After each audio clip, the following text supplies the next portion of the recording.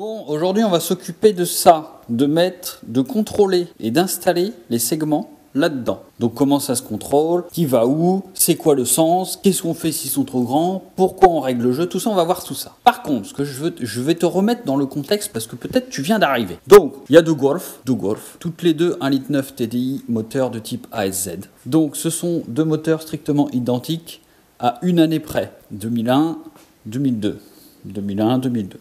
J'ai donc déposé ces deux moteurs et tout démonté. Et je me suis rendu compte d'une chose, c'est que sur ce moteur-là, j'ai eu un piston de fissuré, qui est normalement le numéro 2. Voilà, celui-ci est fissuré, à deux endroits.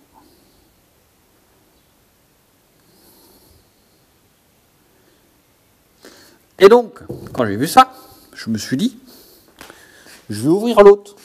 Et en ouvrant l'autre, j'ai vu que également, j'avais des pistons qui étaient fissurés, mais moins dramatiques. Alors je ne saurais plus où te dire. Là, tu vois, ici au bout de mon doigt, il y a une toute petite fissure, mais très légère. Donc ces deux moteurs tournaient, fonctionnaient.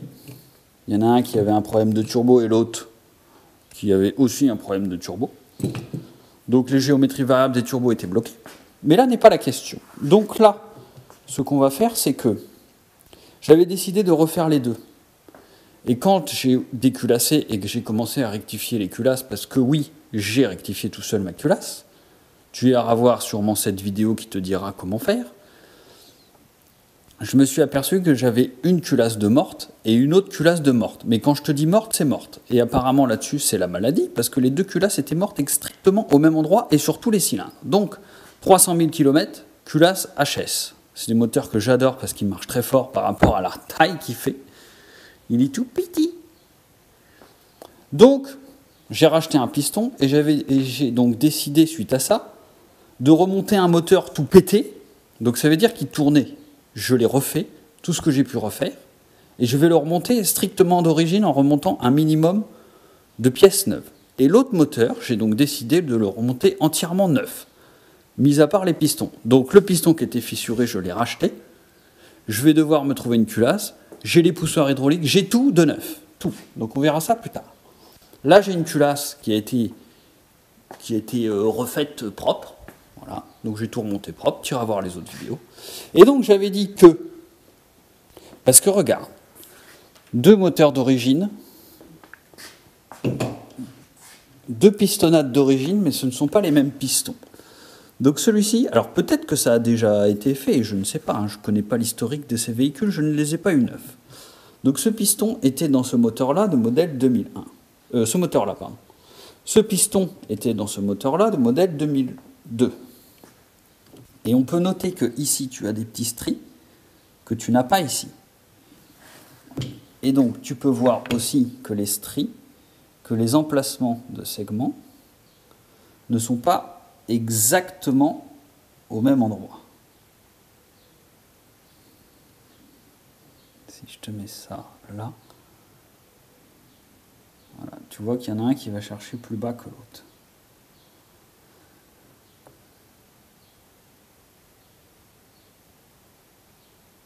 Donc, ce que j'avais décidé de faire, c'était de refaire un moteur neuf et un moteur tout pété. Voir si on peut ne pas changer les pièces et que ça retourne.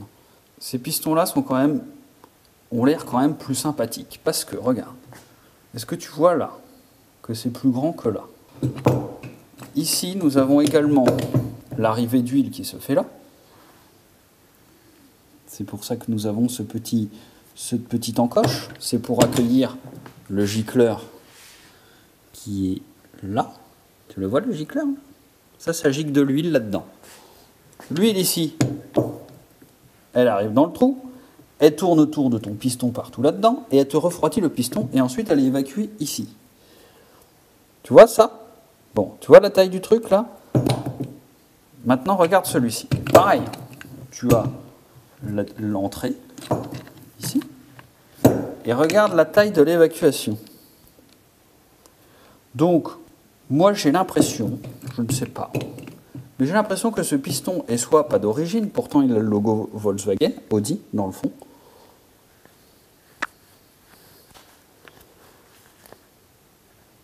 Je ne sais pas si on va le voir. Donc j'ai l'impression que ça, c'est mieux que ça. Donc j'ai racheté un comme ça, neuf, que je vais monter. En fait, j'ai décidé d'inverser les pistons de moteur. Donc ces pistons-là vont aller dans ce moteur-là, parce que ce moteur-là, dedans, est tout rouillé, alors que celui-ci, dedans, il est tout neuf, il est tout propre. Donc j'ai décidé de mettre les beaux pistons dans le beau moteur, et de mettre tout le merdier dans le mauvais. Donc l'idée, c'est de reprendre les segments de ceux-là là-bas, parce que les pistons ont le même diamètre, hein, entre ceux-là et ceux-là, donc ça fonctionne. Après, il faut que je regarde juste si c'est les mêmes segments en termes là, c'est le sujet de la vidéo. On va mettre les pistons, les segments là-dedans. Regardez, donc tu as un jeu que tu dois contrôler entre le segment et le piston, donc comme ça. Et après, tu dois mettre ton segment dans le cylindre à plusieurs endroits. Ça va serrer ça. Et on va aller regarder le jeu qu'il y a ici. Donc, à quoi ça sert de faire ça? Sur ces moteurs, tu as 3 codes de piston possibles en fonction de l'usure. C'est-à-dire que demain, tu arrives, tu roules sans huile, tu rayes ta chemise. Voilà. Ta chemise, elle peut être réalisée. Et tu peux changer le piston. Donc les pistons. Donc tu auras à l'aise un petit peu plus gros le cylindre. Et tu as les pistons qui en sont en fonction de la cote. Donc il faut changer également le segment, parce que le segment est plus petit. Donc ton segment, quand il arrive moteur à froid, il va être serré comme ça dans le moteur. Ici, là, il faut mesurer le jeu. Parce que quand ton moteur chauffe et dilate, ça va venir presque se toucher. Donc le problème, c'est que si tu as un jeu que tu mesures qui est trop petit ici, quand ton moteur se dilate, ça se touche, et donc du coup, ça se met en contrainte, le segment est plus gros, entre guillemets, hein, que le cylindre, et tu vas venir serrer, enfin du moins échauffer ton cylindre, et donc tu peux serrer ton cylindre. S'il est trop petit, si admettons tu l'as mis, ton jeu est trop grand entre les deux, là, ça veut dire que tu n'auras pas le taux de compression maximum, et donc tu auras un passage d'huile également qui se fera, et c'est une mauvaise chose. Donc, nous devons regarder le jeu qu'il y a entre ça et le piston, et ça dans le cylindre. Autre chose, ça c'est le vilebrequin. Le vilebrequin, ça se stocke debout. Ça ne se stocke pas, tu vois, un arbre à cam aussi. Là-bas, tu as un arbre à cam, il est stocké debout en attendant.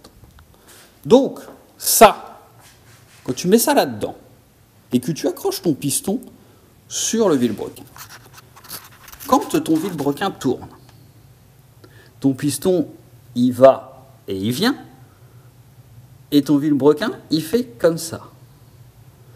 Donc, ce qui peut se passer, c'est que ceci ne soit plus un rond, mais un ovale. Parce que le piston, il va et il vient, et il oscille. Donc, il peut user, en gros, comme ça, le cylindre. Donc, ce qu'il ne faut jamais faire quand on remonte les segments, et quand on va venir les contrôler, c'est de mettre le segment comme ça. Un segment, ça ne se met pas comme ça. Ce que je veux dire par là, c'est que l'assemblage, enfin la coupe du segment, elle ne doit pas être ni là, ni là. Parce que c'est les endroits de contrainte max où le piston est susceptible de frotter. Donc, il ne faut pas qu'il frotte à un endroit où il n'est pas bien fermé. Donc, en gros, cette cote ici, de là à là, est plus grande que de là à là. Donc, on va venir tiercer les segments. Ça veut dire les mettre un comme ça, un comme ça. Non, attends, je te dis des conneries. T'en mets un comme ça, un à 120 et l'autre à 120. Comme ça. Parce qu'il y a 3 segments. Il ne faut pas mettre les joints en face. Donc on va faire 1, 2, 3. En logo Mercedes, tu vois. Donc le segment, il a un sens. Et tu peux le reconnaître parce que ici, il y a marqué top. Normalement, c'est ici ou là, je ne sais plus. C'est à la coupe, côté droite ou côté gauche. Là, je ne le vois plus parce qu'il est un petit peu usé. Et donc, tu as marqué top, ce qui veut dire que le top doit être vers le haut du piston, comme ceci. Le top, tu dois le voir, là, ici. Les pistons. Tu as deux types de pistons. C'est-à-dire que tu as ça qui est symétrique à ça. Pourquoi? Parce que dans la culasse, les soupapes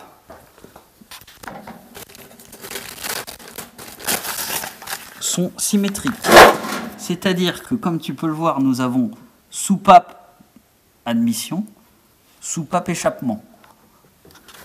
Soupape admission, tu vois, c'est deux grosses. Soupape échappement, admission, échappement. Ce qui veut dire que si tu coupes là, on a bien une symétrie. Ça fait échappement, admission, échappement, admission, admission, échappement, admission, échappement. Donc, ton piston, il a l'emplacement de la soupape, des soupapes, et il ne faut surtout pas inverser. Donc tu as le 1-2 qui est pareil avec le 1 et 2, ils sont pareils.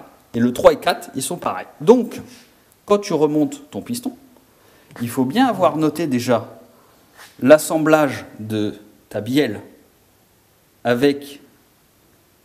Tu vois, moi j'ai noté ça comme ça. Là, c'est le numéro 4, avec le numéro 4. Et ce cavalier-là vient en face, ce côté de bielle-là. Ça ne peut aller dans aucun autre, et ça ne peut pas s'inverser. Cette chose-là est unique parce qu'il a été cassé. Est-ce que tu vois là? C'est-à-dire qu'ils ont fabriqué ça, ils l'ont usiné, ils l'ont pété. Donc là où il a pété, tu peux dire ce que tu veux, maintenant il est unique à cet emplacement-là. Tu l'inverses, tu as fait de la merde. Donc maintenant on va venir, déjà tout ceci va passer aux ultrasons, parce que nous avons le pare-flamme, le compression et le racleur d'huile. Donc là je vais envoyer ça aux ultrasons pour nettoyer tout ce merdier. Je les ai bien identifiés. Donc nous avons le cylindre numéro 1 côté distribution. Donc c'est celui-ci. Cylindre numéro 1. Là où il y a la pompe à eau, cylindre numéro 4 ici. Donc pour tester les segments, nous devons les mettre un coup en haut, enfin pas en haut. Tu le mets genre à 2 cm. Parce que là, ton segment là, il ne vient pas jusqu'en haut, on est d'accord. Ensuite, tu as un coup dans le milieu et un coup dans le fond. Donc c'est ce qu'on va faire incessamment sous peu. Tu veux voir comment c'est fait? Ça ne mange pas de pain de filmé. Donc là, on a les paliers de tourillon du vilebrequin. Nous avons le graissage, c'est le petit trou qu'il y a là. Nous avons les gicleurs qui viennent gicler les pistons. Ici, c'est le trou de la pompe à huile parce que la pompe à huile se fixe là. Non, je te dis des conneries. La pompe à huile, elle se fixe là. Ça, c'est les trous. Ici, ici et ici. Donc la pompe à huile se fixe ici. Et elle doit sûrement envoyer l'huile par là, je suppose. Et donc, dans le vilebrequin, nous avons des trous qui sont percés ici de biais et qui vont venir graisser de ce palier-là au palier de la bielle. Donc l'huile, elle arrive là, elle va graisser le tourillon et elle va aller dans le vilebrequin avec le trou qui est de biais là. Tu vois qu'il est de biais le trou là.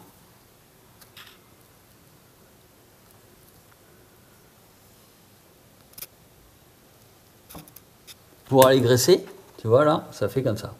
Donc ça va venir graisser lui, qui a un autre trou de l'autre côté. Voilà. Donc lui, il vient graisser. En fait, c'est le contraire. C'est lui qui vient graisser lui, parce que nous avons le tourillon et le maneton qui est là. Ça, c'est la fin du test de plastigage. Je t'ai montré ça dans une autre vidéo. Ça sert à mesurer le jeu entre les coussinets et le vilebrequin. Bon, et bien c'est parti.